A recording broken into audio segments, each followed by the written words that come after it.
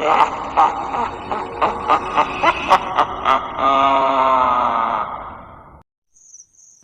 अपनी बस के आने का इंतजार कर रही थी जब मेरे फोन पर एक मैसेज आया। किसी ने स्नैपचैट पर मुझे रिक्वेस्ट भेजी थी। काफी अलग और अजीब है ना, लेकिन आजकल सोशल मीडिया पर हर कोई थोड़ा अजीब लगना चाहता है। ऊपर से स्नैपचैट पर किसी रिक्वेस्ट मानकर आज तक कुछ नहीं हुआ, इसलिए मैंने जवाब दे दिया। मिस्टर कट थ्रोट को स्नैपचैट पर ऐड करने के कुछ ही मिनटों बाद मुझे अजीब अजीब से मैसेजेस आने लगे। बात कुछ इस तरह से शुरू हुई। हाय हाय, तुम क्या कर रही हो? बेड पर बैठकर नेटफ्लिक्स देख रही हूँ। मैं उसे अपने बारे में बहुत ज्यादा जानकारी नहीं देना चाहती थी, इसलिए मैंने झूठ बोला, जबकि वो एक आम सवाल था। फिर भी मैं पागलों से दूर ही रहना चाहती थी। मिस्टर कट थ्रोट ने कुछ देर तक कोई जवाब नहीं दिया और फिर अचानक से उसने पूछा, तुम क्या देख रही हो? ऐसे ही एक कोरियन ड्रामा। क्या तुम्हें डरावनी फिल्में पसंद है? तो अब वो किसी सीरियल किलर के जैसे लग रहा था, लेकिन मैंने भी उसे सीधा सीधा जवाब देने का फैसला किया। ज्यादा नहीं। क्यों नहीं? वो मुझे बोरिंग लगती हैं। लॉल, इसका मतलब तुम सही फिल्म नहीं देख रही? शायद। इससे पहले कि मैं उसके आगे मैसेजेस को देख पाती, मेरा बस स्टॉप आ गया था। जैसे ही मैंने कहा, वो घर जाने के लिए आखिरी बस थी, इसलिए मेरे अलावा उसने 3-4 और लोग ही थे। मैंने कोनी की एक सीट ली और वापस से मिस्टर कट थ्रोट से बातें करने लग गई। मैंने देखा कि उसने जवाब भेजा हुआ था, तुम्हें वो फिल्म देखनी चाहिए जिसमें कातिल लड़की के घर तक उसका पीछा करता है और उस लड़की को कुछ पता भी नहीं चलता। क्या वाकई? मैं ऐसी फिल्मों के बारे में नहीं सुनती। क्या नाम है इस फिल्म का? जब तक वो जवाब दे रहा था, मैंने अपने पानी की बोतल से पानी का एक घूंट लिया और वापस से अपनी फ़ोन की तरफ देखा।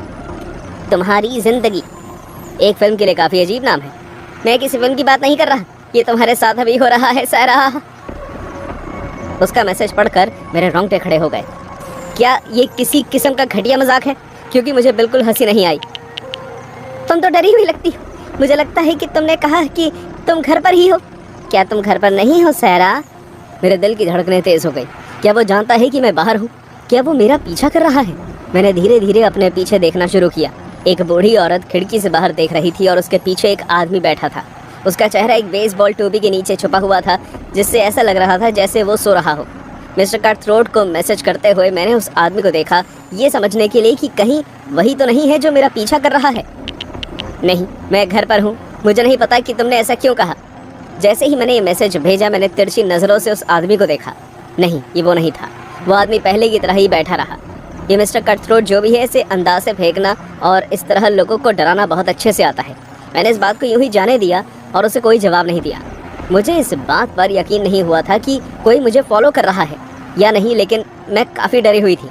मैं बस घर पहुंचना चाहती थी और अपने घर के दरवाजे बंद करना चाहती थी। मैं बस मजाक कर रहा था। तो अब तुम क्या कर रही हो? मैंने कोई जवाब नहीं दिया। सारा, क्या तुम वहाँ हो? मैंने अभी भी कोई जवाब नहीं दिया। कम ऑन, मैं तो बस मजाक कर रहा था, तुम मुझ पर गुस्सा मत हो। मैंने उसे ब्लॉक कर दिया। मैं किसी भी हालत में किसी अनजान, अपनी ज़िंदगी से परेशान पागल आदमी को अपनी छुट्टियां खराब करने नहीं देने वाली थी। अगले 5 मिनट तक कुछ नहीं हुआ। मैं आखिरकार इस बात की तसल्ली मान रही थी कि मिस्टर कट थ्रोट अब मेरी ज़िंदगी से निकल चुका है, लेकिन ऐसा नहीं था।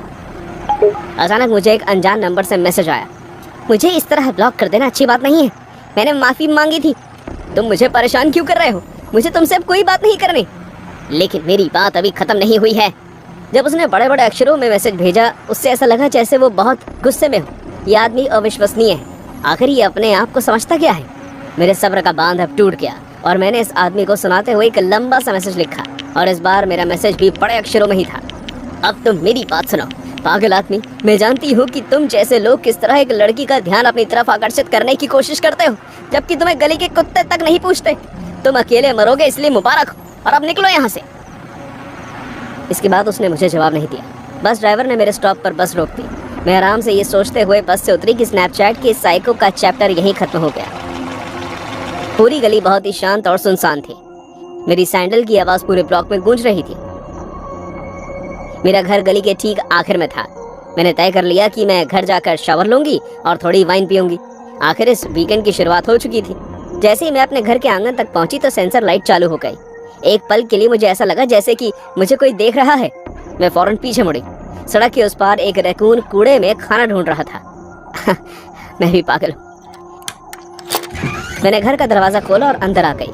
जैसे ही मैंने अंदर उसे बंद किया, मुझे सुरक्षित महसूस हुआ। मुझे नहीं पता कि बाहर खड़े होकर मुझे डर क्यों लग रहा था। शायद मिस्टर कट थ्रोट मेरे जहन में कुछ ज्यादा ही अच्छे से बस गया था। मैंने अपने पर्स सोफे पर फेंका और अपने फोन को चार्जिंग पर लगा दिया। मैंने फ्रिज खोला और खुद को शांत करने के लिए उसमें से ठंडा पानी निकाल कर पिया।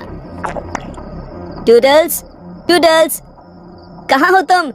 मैं अपनी बिल्ली को पुकारती रही लेकिन उसने जवाब नहीं दिया। मैं अपने किचन की तरफ देखती रही, ये सोचकर कि मेरी बिल्ली वहां से निकल कर आएगी। चीज! अचानक मेरा फोन बजा। उसकी आवाज इतनी तेज थी कि मुझे लगा जैसे मुझ पर अटैक हो गया है। वो फोन किसी अनजान नंबर से था। उसे उठाते ही मेरे रोंगटे खड़े हो गए। हेलो, आखिरकार तुम घर आ ही गई सारा। आखिर तुम चाहते क्या हो? तुम मुझे क्यों परेशान कर रहे हो? मैंने पर्दे हटाए और बाहर गली की तरफ देखा। मुझे पूरा यकीन था कि इस आदमी ने मेरा घर तक पीछा कर लिया है, लेकिन मैंने किसी को बाहर नहीं देखा। कहाँ हो तुम? मैं जानती हूँ कि तुम मेरा पीछा कर रहे हो। मुझे ढूंढने की बजाय शायद तुम्हें अपनी बिल्ली को ढूंढना चाहिए। क्या? तुम अपने बिस्तर के नीचे क्यों नहीं देखती? जब तक तुम देख रही हो मैं इंतजार कर रहा हूँ। मेरा चेहरा पसीना पसीना हो गया। लड़खड़ाते हुए कदमों के साथ मैं अपने कमरे तक गई। जैसे ही मैंने लाइट जलाई मैं डर के मारे उछल पड़ी। मैंने सफेद बेडशीट खून से लाल हो चुकी देखी है। मैं जमीन पर झुकी और मैंने अपने बेड के नीचे देखा। Oh my God, toodles!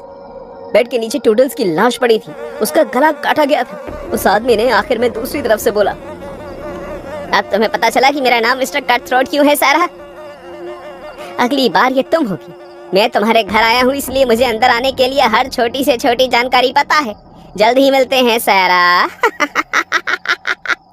मैं आंसुओं में बिखर गई। मेरे फेफड़े हार मान रहे थे। सांस लेना बहुत मुश्किल हो रहा था, लेकिन फिर भी मैं 911 पर कॉल करने के बारे में कामयाब रही। मैंने हाँफते हुए उन्हें सब कुछ बता दिया। पुलिस आई और उन्होंने मेरे घर की तलाशी ली। वो मेरी मरी हुई बिल्ली को ले गए और मैं 3 दिनों तक हॉस्पिटल में रही। छुट्टी मिलने के बाद मैं घर वापस चली गई, लेकिन इस बार अकेले नहीं। मेरे साथ मेरा भाई था। वो एक बंदूक लाया था और उसने मुझे पैकिंग में मदद की। 24 घंटे के अंदर अंदर मैं अपनी मॉम के घर चली गई। मेरा घर अब किराए पर दिया गया है, जहाँ एक जोड़ा रहता है। वो दोनों ही पुलिस वाले हैं। मैं अपनी मॉम के साथ उसी घर में रहती हूँ। पता नहीं फिर कब मैं अकेले रहने की हिम्मत जुटा पाऊंगी। मैंने अपना नंबर और अपने सोशल मीडिया से जुड़ी हर छोटी बड़ी डिटेल्स बदल दी हैं। ये उन सभी लोगों के लिए मेरी सलाह है जो अक्सर सोशल मीडिया पर किसी भी अजनबी पर भरोसा कर लेते हैं। उन लोगों की रिक्वेस्ट को स्वीकार ना करें जिन्हें आप नहीं जानते। एक गेम है जिसे आपको स्नैपचैट पर कभी नहीं खेलना चाहिए। मैं और मेरा दोस्त हमेशा संपर्क में रहने और मस्ती मजाक के लिए ऐप का इस्तेमाल करते थे। हमने इसे कई सालों से इस्तेमाल किया है, लेकिन उस गेम में जो हुआ उसके बाद मुझे नहीं लगता कि मैं कभी भी ऐप को दोबारा इस्तेमाल कर पाऊंगा। और मैं एक चेतावनी देना चाहता हूँ, ये गेम कभी मत खेलना। ये 2 हफ्ते पहले स्कूल ब्रेक के दौरान हुआ था। मैं स्नैपचैट के माध्यम से अपने दोस्तों को हमेशा की तरह मैसेज कर रहा था और इस ऐप ने हमें सुझाव दिया कि हमें एक ग्रुप बनाकर ये गेम खेलनी चाहिए। हमने पहले भी ऐसा किया था, लेकिन हम आमतौर पर ट्रुथ या डेयर जैसी आसान गेम पर ही टिके रहते थे। ये उस रात भी इसी तरह शुरू हुआ। हम सभी एक ग्रुप चैट में थे और ट्रुथ और डेयर खेल रहे थे। खेल काफी देर तक चलता रहा, जब तक कि हमेशा की तरह ये मेरी पसंद के हिसाब से थोड़ा बहुत तीव्र हो गया। ये मेरे लिए थोड़ा मुश्किल होता जा रहा था, इसलिए मैंने ग्रुप पर एक मैसेज भेजा कि चलो दोस्तों मैं चलता हूँ, गुड नाइट यारो। और इतना कहकर मैंने अपना फोन नीचे रखा और सोने की कोशिश करने लगा। जबकि मैं वहाँ लेटा हुआ था, करवटें बदल रहा था। मैं उस खेल के बारे में सोचे बिना नहीं रह सकता था जो हम खेल रहे थे। मैं जितना भी चाह रहा था नहीं हो पा रहा था। फोन काफी देर तक बजता रहा और फिर बंद हो गया। जब मैंने अपना फोन उठाकर चेक किया तो चैट के बहुत से मैसेजेस मेरे सामने आ गए। जब मैंने मैसेजेस पढ़े तो मुझे पता चला कि मेरे दूसरे दोस्त नेथन भी चैट से चला गया और हमारी बाकी बचे हुए 2 दोस्त आपस में खेलने के लिए अपनी अपनी चैट पर बात करने लगे। यार, क्या तुम लोगों ने स्नैपचैट पर ये नई गेम देखी है? इसका नाम है 3 in a row। कौन खेलना चाहेगा? मैं खेलूंगा। वो उस चैट के आखिरी कुछ मैसेजेस थे, इसलिए मैं वापस चैट पर आया और मैंने एक मैसेज लिखा, कैसी चल रही है तुम्हारी गेम? मैंने कुछ मिनट इंतजार किया, लेकिन कोई जवाब नहीं आया। मुझे लगा कि वो खेल में बहुत व्यस्त है, इसलिए उनका कोई जवाब नहीं आया। इसलिए मैं भी वापस सोने चला गया। अगले दिन मैं देर से उठा और जब मैंने फोन देखा जिसमें नेथन का वॉइस मैसेज आया हुआ था, बिस्तर से उठते ही मैंने जल्दी से उसे सुना। अरे, क्या तुमने स्नैपचैट देखा? टायलर और रायन सुबह से जवाब नहीं दे रहे हैं। वो दोनों ही ऑफलाइन हैं। क्या तुम जानते हो कि क्या हो रहा है? हम आज सुबह मिलने वाले थे, लेकिन मुझे वो कहीं नहीं मिले। मैंने जल्दी से कपड़े पहने और अपना फोन पकड़ा, दरवाजे से बाहर भागा। नेथन कुछ ही ब्लॉक दूर रहता था, इसलिए मैंने सोचा कि मैं स्कूल के रास्ते में उससे मिलता हुआ जाऊंगा। जैसे ही मैं नेथन के घर पहुंचा, मैं कह सकता था कि कुछ गलत है। नेथन के चेहरे पर चिंता थी और वो अपने घर के बाहर दरवाजे के पास खड़ा होकर मेरा इंतजार कर रहा था। क्या हुआ? ये स्नैपचैट, मुझे टायलर या रायन कहीं नहीं मिल रहे हैं और उनके दोनों फोन बंद हैं। मैं सुबह से उन्हें फोन करने और मैसेज करने की कोशिश कर रहा हूँ, लेकिन कोई जवाब नहीं मिल रहा है। और वो मुझसे मेरे घर पर मिलने वाले थे कुछ घंटे पहले, लेकिन वो अभी तक नहीं आए।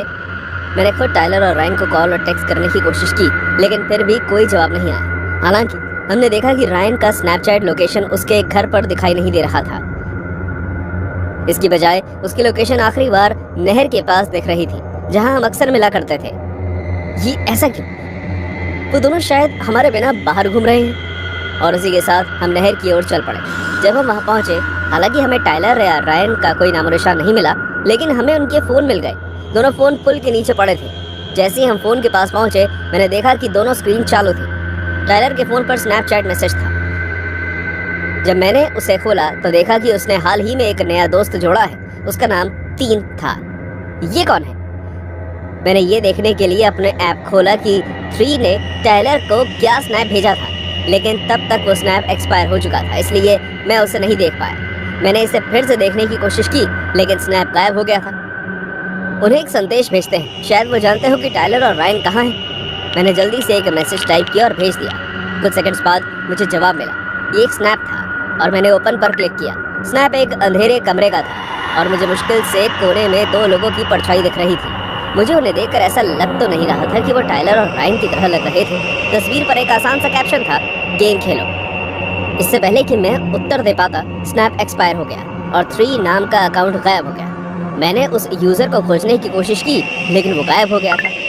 और फिर अचानक मैंने अपना फोन बजता हुआ सुना। फोन बाहर निकालने पर मैंने एक नई स्नैपचैट गेम के लिए एक सूचना देखी, जिसमें मुझे जोड़ा गया था 3 इन अ रो। और ये कितना बुरा फैसला था, इसका पता मुझे उस पर क्लिक करने के बाद पता चला। अचानक मेरे आसपास की दुनिया काली पड़ गई। मुझे कुछ भी दिखाई नहीं दे रहा था, लेकिन मैंने अपने बगल में नेथन की घबराई हुई आवाज़ सुनी। क्या हो रहा है? हम कहाँ हैं? मुझे नहीं पता दोस्त। जैसे ही मैंने ये शब्द कहे, मैंने अपने पीछे एक दरवाजे के बंद होने की आवाज़ सुनी। मैंने पीछे मुड़कर देखा तो सामने एक सांवली आकृति खड़ी थी, और वो जो भी था इंसान का रूप नहीं। उसके शरीर से दुगनी लंबी और पतली टांगें, लंबी गर्दन और 2 चमकदार लाल आंखें थी। उसके शरीर में एक ही चीज़ थी जो इंसान जैसी थी, वो थी उसकी बाजुएं, और उसके हाथ एक पंजे जैसे थे। हालांकि मैं उसका चेहरा नहीं देख सकता था, लेकिन मैं तेज धार वाले सफ़ेद दांतों की चमक देख सकता था। और मुझे पता था कि ये कोई ऐसी चीज़ नहीं थी जिससे मैं एक अंधेरी गली में मिलना चाहूँ। और फिर वो बोला, खेल तब तक चलेगा जब तक हैंगमैन चाहेगा। हारो और मरो, मजे के लिए जीतो। और इन शब्दों के साथ वो परछाई हवा में गायब हो गई। मैंने नेथन को अपने बगल में फुसफुसाते हुए सुना, लेकिन मैं हिलने डुलने की हालत में नहीं था। तभी अचानक मैंने देखा कि हमारे सामने एक बोर्ड रखा दिखाई दे रहा था। ये टिक टैक टो का एक साधारण बोर्ड था, और उस पर परछाई की आवाज़ हवा में गूंजने लगी। सिर्फ एक ही विजेता हो सकता है, अब खेले। अचानक तब मुझे एहसास हुआ कि वो क्या चाहता था। वो चाहता था कि हम एक दूसरे के खिलाफ खेलें। मैंने नेथन की ओर देखा और मैं उसकी आंखों में डर देख सकता था, लेकिन मुझे इससे बचने का कोई और रास्ता नहीं दिख रहा था, इसलिए मैंने ये कदम उठाया। मैंने बोर्ड पर एक एक्स बनाया और फिर नेथन की बारी थी। ये काफ़ी देर तक चलता रहा। हम दोनों की बारी चलती रही।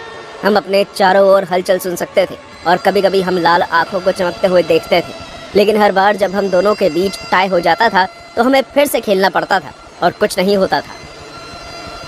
अंत में नेथन फिसल गया और मैं जीत गया। जैसे ही ऐसा हुआ, मैंने देखा कि नेथन के सर के ऊपर लाल आंखें दिखाई दे रही थी। तुम हार गए जल्लाद।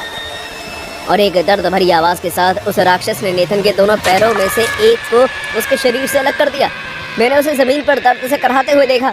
मुझे उसे देखकर बहुत दया आने लगी और साथ ही साथ मुझे राहत भी महसूस होने लगी। और फिर ये अगली गेम का समय था। राक्षस ने उसे ज़मीन से उठाकर कुर्सी पर बैठा दिया और टिक टैक टो बोर्ड फिर से दिखाई दिया। वो अब तेज़ी से हार रहा था। वो अब बोर्ड पर ध्यान केंद्रित नहीं कर पा रहा था और वो फिर से फिसल गया और राक्षस ने उसका दूसरा पैर पकड़ लिया। और ये तब तक चलता रहा जब तक उस गेम का अंत नहीं आ गया और रोशनी पूरी तरह से अंधेरे में नहीं बदल गई और जैसे तैसे मैं नहर में वापस आ गया था। हालांकि इस बार नेथन कहीं नजर नहीं आ रहा था।